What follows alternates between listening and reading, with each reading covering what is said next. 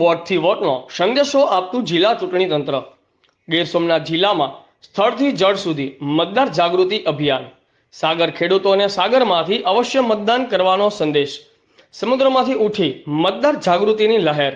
સમુદ્રમાંથી તિરંગો લહેરાવી અને બેનર્સ દ્વારા મતદાન અવશ્ય કરીએ નો સંદેશો આપવામાં આવ્યો. ગીર સોમનાથ જિલ્લો વિશાળ સમુદ્ર કિનારો ધરાવે છે.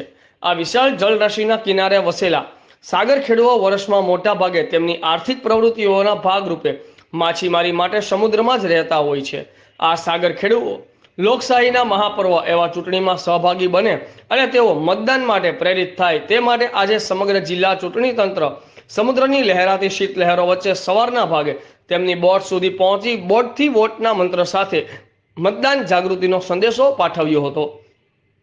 જૂનાગઢ લોકસભા મત વિસ્તારના જનરલ નિરીક્ષક શ્રી મોહમ્મદ ઝુબેર અલી હાશમી, પોલીસ નિરીક્ષક નાઝનીન ભસીન, જિલ્લા ચૂંટણી અધિકારી અને કલેક્ટર શ્રી દિગ્વિજયસિંહ જાડેજા, જિલ્લા વિકાસ અધિકારી શ્રી સ્નેહલ ભાપકર, જિલ્લા પોલીસ વડા મનોહરસિંહ જાડેજાના નેતૃત્વમાં સમગ્ર જિલ્લા ચૂંટણી તંત્ર સમુદ્રમાં સાગર ખેડૂતો વચ્ચે પહોંચ્યું હતું. સમુદ્રમાંથી તિરંગો લહેરાવી અને બેનર્સ દ્વારા મતદાન અવશ્ય કરીએનો સંદેશો પાઠવવામાં આવ્યો હતો. ત્યારે વેરાવળ કોસ્ટગાર્ડની જેટી પર યોજાયેલા આ મતદાન જાગૃતિ કાર્યક્રમમાં ખલાસી ભાઈઓ અને માછીમારીના વ્યવસાય સાથે સંકળાયેલા લોકો જોડાયા હતા.